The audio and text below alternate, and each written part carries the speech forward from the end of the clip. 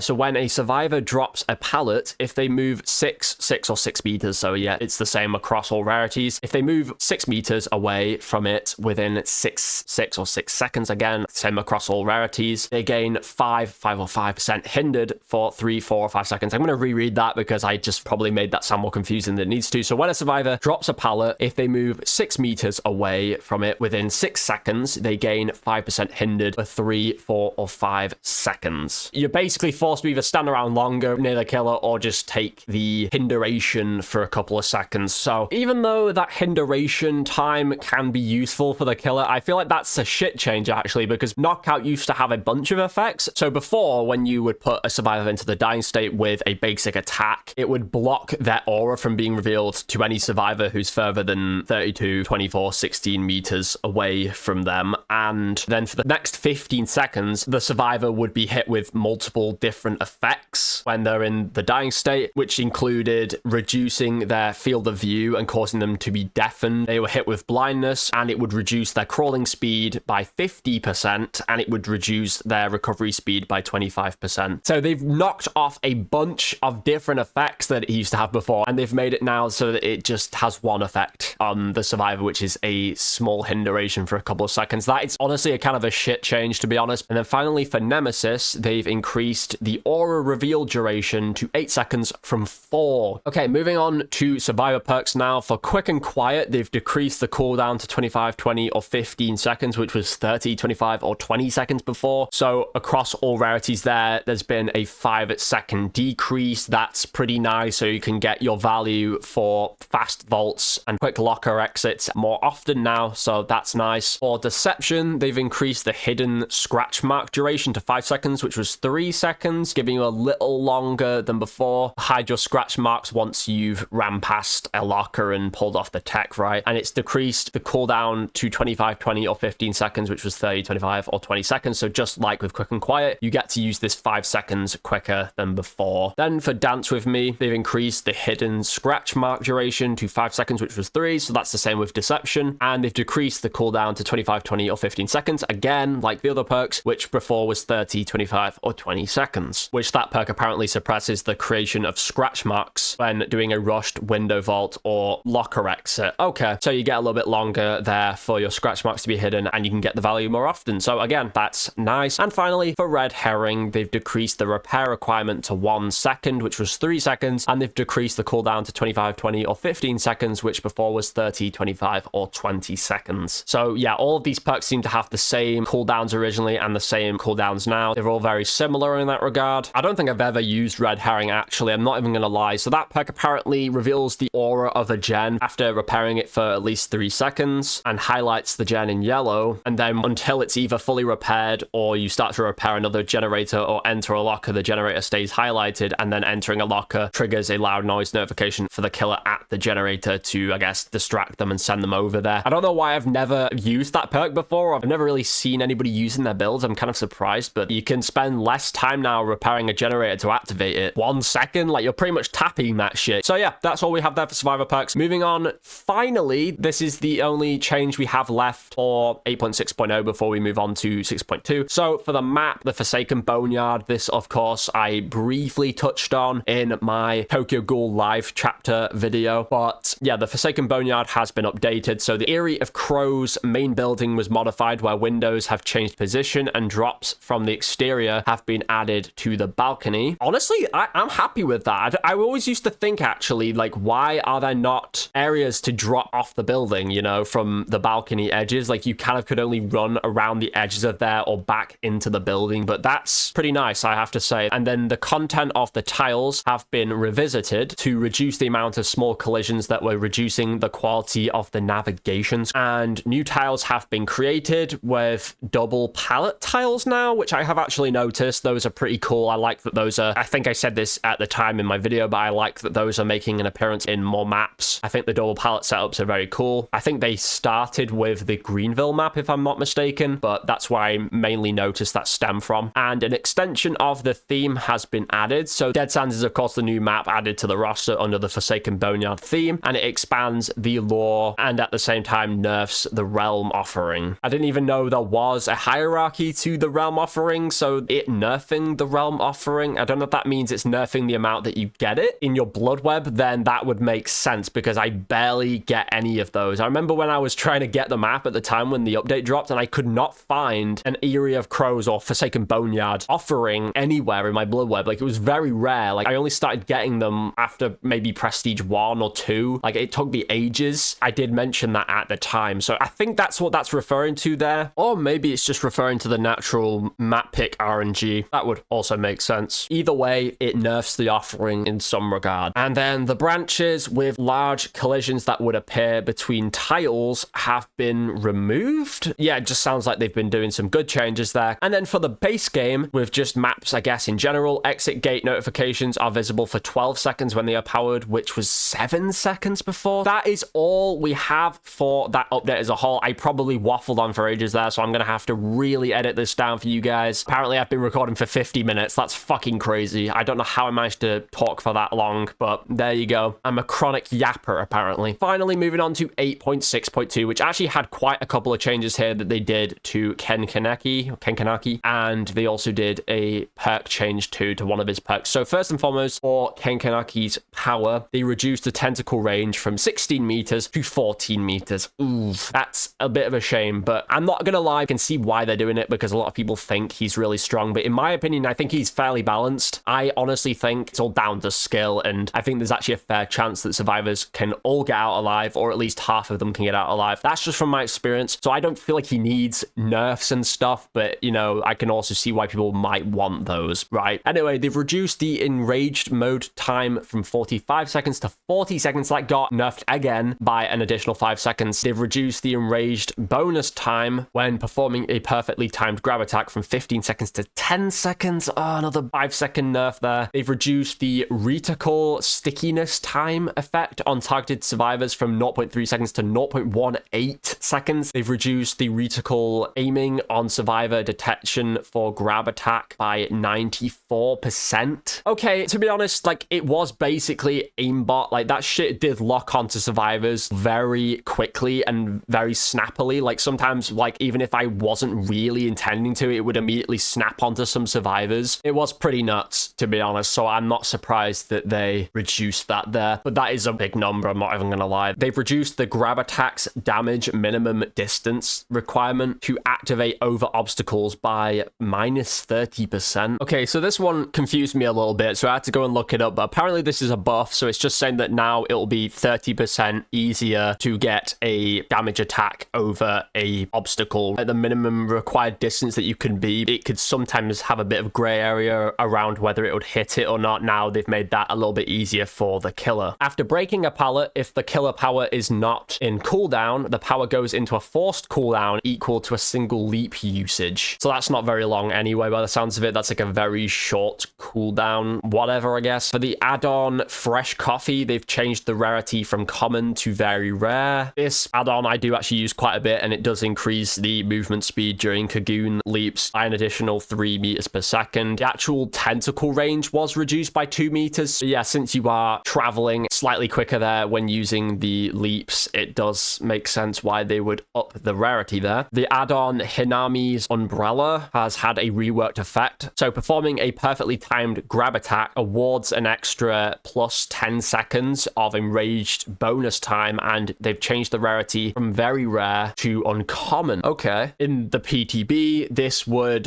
reduce the cooldown time after performing a Cocoon leap by like minus 0.2 seconds. So it's understandable, I think, that they changed that. For the add-on Bloodstained Handkerchief, they've reduced the Cocoon's reach from 2 meters to 1 meter. So that seems to, again, just be in line with the base change they did to the tentacle range. For the add-on Taiyaki, they've reduced the enraged mode countdown from 15 seconds to 5 seconds now, and they've changed the rarity from uncommon to common. Yeah, I can see why they've made that common now. Holy shit, that is awful. Yeah, that's taken quite the hit there. And then finally, for his add-on Yamori's Mask, they've added the activation requirement of all survivors further than 40 meters. So before, just in 8.6.0, which I literally just read earlier in the video, so, you know, like I say, not to take everything as concrete, this did get changed again, so what I said earlier no longer actually applies. But basically, before in 8.6.0, it would cause all survivors to scream and reveal their location to you for 3 seconds. Now it's got the further than 40 meters requirement to it. So if the survivors are within 40 meters of you, then you aren't going to get that value. That is honestly understandable. Hooking a survivor within enraged mode, you know, being able to get just any reveal of a survivor without any limit was pretty crazy, to be fair. So for the very last change we have out of these patches, the new killer Perk, none are free, was tweaked. So when you hook a survivor for the first time, you gain 1 token up to 4. When all generators are completed, for each token, all windows and upright pallets are blocked for 12, 14, or 16 seconds. The part that they changed is that they removed the blocked for everyone clause. I guess they just removed that there since it doesn't need to be mentioned. So it seems that nothing there has changed at all to the functionality at all. It's literally just a specification related thing in the description. But yeah, that is everything, you guys. God, this video is long. We're like coming in on over an hour now. An hour and 10 minutes it's taken me to record this shit. That is insane. So you guys will be lucky to get whatever you guys get. I don't know, 30-minute video. We'll wait and see, I suppose. But hopefully this was informative, helpful, whatever. Maybe you just put this on as background sound and you already know all of this, which is fair enough. If you just want to support the video and just give me the watch time, I appreciate that too. Some good changes in there. We've also had some slightly questionable changes. They slightly nerfed Ken, but you know what? Ken's still good. And I haven't really noticed my outcome change too much. So as long as they don't continue to nerf him into the ground, I'm fine with it. I can see why they did a few tweaks here and there, but please, behavior, do not keep nerfing Kenkanaki, however the fuck you say this guy's name. He's fine as he is. I might be in the minority there, maybe you guys disagree with me, but I think he is a good killer and he's pretty well balanced as he can be. And I think if they keep doing nerfs like this, he's just going to become unplayable. And I think this happened with Trickster, actually. Trickster used to be really OP, like it felt like he was so annoying and strong to go up against. Now I basically never see anybody play him because he just feels weak as fuck. He's definitely better than he was at one point where he was extremely weak, but even now he's still pretty weak. So it's like, you know, I hope they don't do this treatment to Kenkanaki as well. That would really suck. So hopefully you guys enjoyed. If you did, be sure to smash the like button down below to let me know. Really helps the video out in the algorithm. Also, don't forget to subscribe and turn on post notifications next to it so you never miss a single video of mine. And that shall do it for today's video. Thank you all so much for watching, and I shall catch you all very soon with a new video.